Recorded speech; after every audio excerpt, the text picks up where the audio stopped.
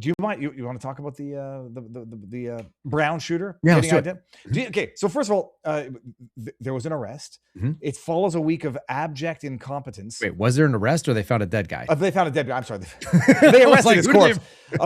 They find a dead guy after they find a dead guy in a locker in New Hampshire that he's renting. Yeah. After he allegedly drove from Miami to Providence, Rhode Island. Mm-hmm. After they said, and I brought it up in the beginning, but after the mayor comes out and says, there's no continued threat to the public, the eve of the Brown shooting, when this guy, if it's the same guy and the right guy, goes on to murder an MIT professor. Yeah, they've said that happened. They said it. I just have difficulty believing anything, but I know what I also can't reasonably question until I have a good basis to do it. Yeah. There was also an article from a couple of days ago, I don't know if you saw this, where Israel, or at least Netanyahu, always looking for a way to go to war with Iran, says Israel is examining the possibility Iran involved in murder of nuclear scientists in U.S. report. Yeah, ruled out at this point. Ruled out. No, I mean, it has to, because the guy's on a mission to kill the nuclear physicist, and yet he's going to start off this mission by shooting up a classroom of kids. Random students. If it's the same guy. So personal grievance. This is the story. Sources: FBI Boston, people that I trust out that way, that sort of thing. I know people from there, and I have friends that I've known since I joined the FBI that are out that way. A couple things that were interesting. Number one, this is a crime that the secondary crime was enabled by left-wing lunacy. Mm-hmm. And so we had the camera system at Brown University disabled, as relayed to me by people who have access to the evidence response team for the Bureau. These people went out, disabled their own cameras in order to thwart ICE. And I had heard two explanations. One was to thwart ICE. We saw that video clip. And the other one was to, I guess, facilitate aggressive pro-Palestinian protests. I don't know which one. It's the same sort of sentiment at the end of the day, but my understanding was that they were basically trying to not have a physical record, or like a camera record, if ICE came looking for someone that they'd have to turn over. Yeah. So if you don't have it. So this is the equivalent of basically walking around with your pants down around your ankles, and when someone grabs your ass, you're shocked that it happened. It's like, well, and here's the really horrible part, because if they had cameras that were functional and they were actually able to ascertain who this person was with any sort of, degree of certainty, because of the cameras from where the actual crime took place, things said, people hear things when shots go off. They don't have good recollections. There's a lot of trauma that goes on, blocking out and all that. So maybe eyewitnesses aren't great, but if they actually had something that would link it together, then the possibility is that you actually don't have that MIT professor killed. And it sounded like maybe killed in front of his daughter. Is that what you were reading as well? 12-year-old daughter opened the door and the guy killed the dad. I hadn't heard that, but that's what I remember hearing, something to that effect. All of it is really bad. That was something that should not have happened. And also it tells you, my question was incompetence by the FBI. Was it intentional? Were they just doing theater, kicking the snow around, which I think they might've been. What the hell are they looking for? I don't even know what they were looking for out there.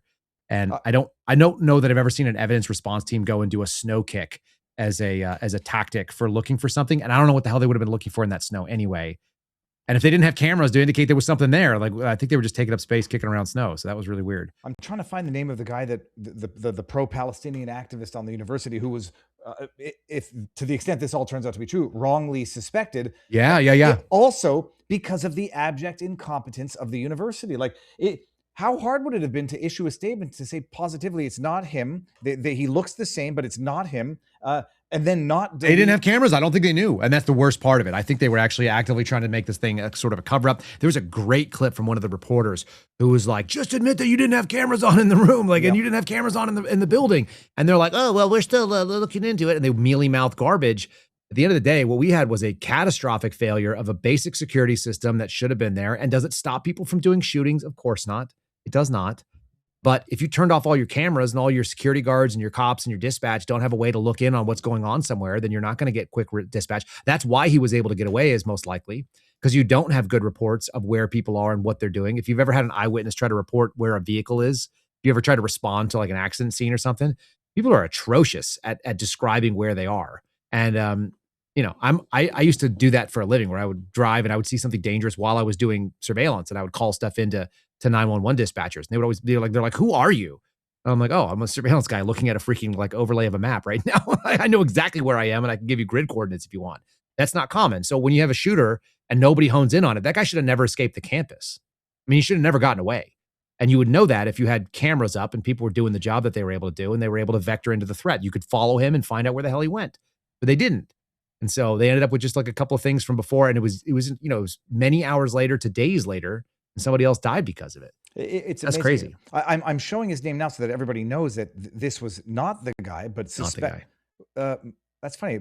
Why will it not let me show his name was Mahmoud Karbouche, and there were some people, kind of a doughy looking. Yeah, well, he so the thing is, I was not reluctant, but waiting the 72 hours before even mentioning the story of the Brown University allegedly scrubbing their their websites of him. They didn't have an answer for that question, which is a legitimate question. Now that you mentioned it, it's like funny. They might have thought it was him as well. And I think they probably did. Yeah, I think they probably did, based on what we know about what goes on there. And that's insane. I don't know if the family of this MIT protest. Oh, so the guy that was that did the shooting and was found deceased inside the storage unit was a Portuguese-born person who came here on a lottery system visa. So got here kind of like on a whim, and then apparently had an unfinished advanced degree at Brown. Had done some time working with somebody at MIT as well, and had personal grievances against these people. And so that's what it ended up. It was 100% personal from everything I can tell. But against the university, and it was university and the professor specifically, I guess, the person that he ended up going down and hunting down in Boston. But the reason that they found this person was because it happened in Massachusetts, and Massachusetts State PD is very competent, and apparently Rhode Island, if the purview where it takes place is under the jurisdiction of this university police department, then they are absolutely woefully and intentionally incompetent based on their own decisions. So it is, your understanding also from your sources, which I would find very reliable. They did in fact disable the cameras, and it was to thwart. That's what we were told. Yeah, I guess they tried to export the information down and run it through the labs that were down in Virginia, and there was nothing there. No, it's an amazing thing. And so this is the man who was suspected by some who these stupid ads who you can't blame. Kind of looked like the guy in the video. The university. I mean, in so much as it was like a soft body. It was a soft-bodied person. Roughly the same. I just had to say, this is not him. And so whatever anguish he's gone through over the last week is understandable. Well, how about the Army guy that the FBI went and hemmed up? Do you remember that happened on Sunday? I remember that they had announced someone. Yeah, he was a white guy that had been in like an advanced unit that did, I think he was part of the, maybe the Tomb of the Unknown Soldier, Honor Guard, something to that effect down in Washington, D.C., like a distinguished guy. And spent a number of years and did some stuff in like either Signal Corps or something like that. And so, yeah, they announced his name, and they search warranted his house in Wisconsin, which is always a bad day when somebody kicks down your door and goes and searches your property. And they busted into his hotel room and held on to him for 12 hours and said, you've got a Glock pistol and you've got a revolver. So, and it was like, and it was nothing. And Kash Patel went and tweeted about it, said how great it is. We've got this guy, and we've got a guy in custody who's a person of interest. Donald Trump, that's another piece of egg on face. And so this is the problem. And I don't know whether he's so thirsty, and I use that word very intentionally, but I don't know if it's Patel is so thirsty to try to claim wins on social media, which is awful, or whether it's FBI is setting him up with bad information. Because again, that middle management, they don't not benefit. Nobody in the middle of the FBI is embarrassed for putting that information up and getting it briefed to the boss, and he goes out there and tweets it. And they don't like it, by the way. The FBI does not like you tweeting their garbage every single time they do something. It is the opposite of FBI ethos. Kind of like there's a lot of military units that don't want you to go out there and toot the horn about what the mission you did was. Just like, get back to work. The job is the job. If you're out there for glory, you know what? I actually agreed with Chris Ray. I found this out about him today. You know what one of his expression was? Be a workhorse, not a show horse. He used to tell people that. It would bother people sometimes. That's a great attitude for people that want to do real work. It's unfortunate that it was Chris Ray, and I don't agree with a lot of the stuff that he did. Well, but it turns out that's a better attitude to aspire to than go out and tweet first and then apologize later. That's not a good attitude. That's a terrible instinct. And any skill, when abused, is a weapon and not a tool. So recapping. The cameras were in fact turned off. That allowed the guy to get away, not be identified. That allowed a student to be misidentified. It allowed this man, while that smiley jackass mayor saying no broader threat to the greater community, man goes out and kills another professor, Portuguese national, and they both were takes his own life, allegedly in this New Hampshire storage locker. Did you hear this? That the case was broken by a post of a homeless dude who's Yeah. sleeping in the bottom. So I found it. This is the actual screenshot. I've archived the link as well. Okay. This guy says, Lamina Kaare says, I'm being dead serious. The police need to look into a gray Nissan with Florida plates, possibly a rental. The car he was driving, it was parked in front of the little shack behind the Rhode Island Historical Society on Cook's street side. I know because he used his key fob to open the car, approached it, and then something prompted him to back away. When he backed away, he relocked the car. I found that odd. So when he circled the block, I approached the car, and that is when I saw the Florida plates. He was parked in the section between the gate of the whatever. Some people are saying, why the hell is there a homeless person sleeping in the bottom of a Brown University campus? Some people are saying this doesn't make any sense. A homeless guy. I saw the video of the guy. I mean, there's video of the interaction that they had. They had some sort of altercation apparently too. I've seen that out on social media. There's a couple of freeze frames of it. So I think this did happen. People were saying there's a number of good reasons why even a homeless person would have electronics. And all homeless people have electronics. What are you talking about? Say, like, homeless. What do you think homeless people do all day? They're like I think they're all on Twitter. Apparently this guy, on Reddit. So this guy posted that, and that apparently was the big break, that there were Florida plates. They were able to track the car down.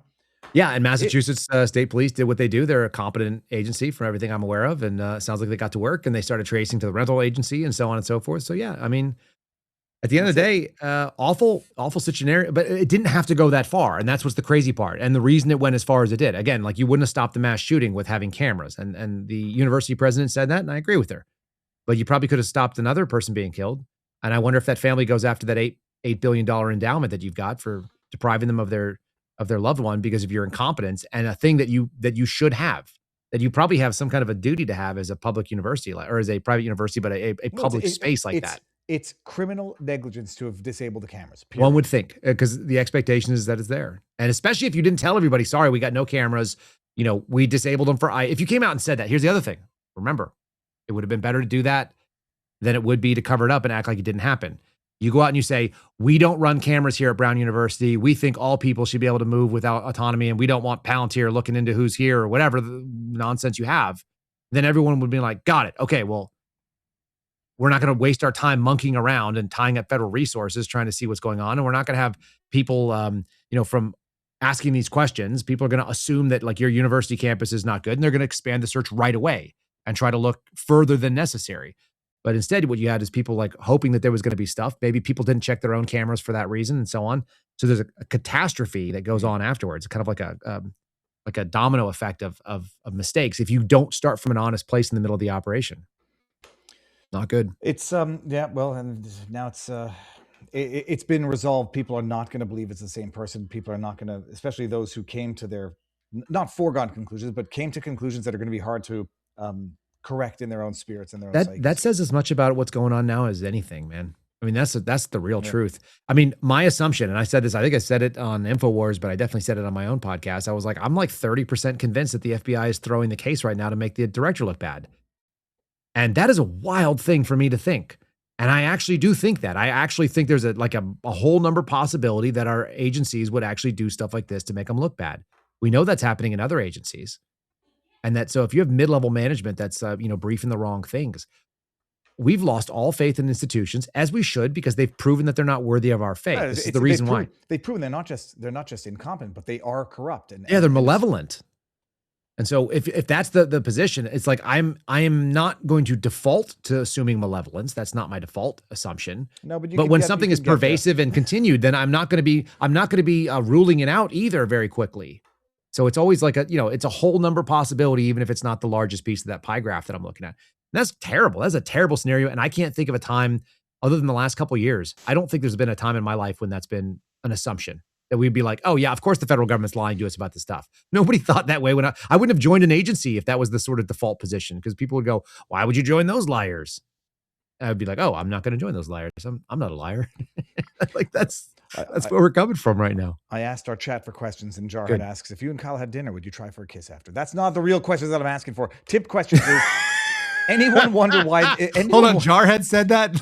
Yeah, he's fantastic. It's a good-natured joke. No, that's what Marines think. I mean, Marines are undefeated at gay chicken. That's a known fact. So congrats. You didn't know that, Viva. You don't know that. You don't know enough about Jarheads. That's just.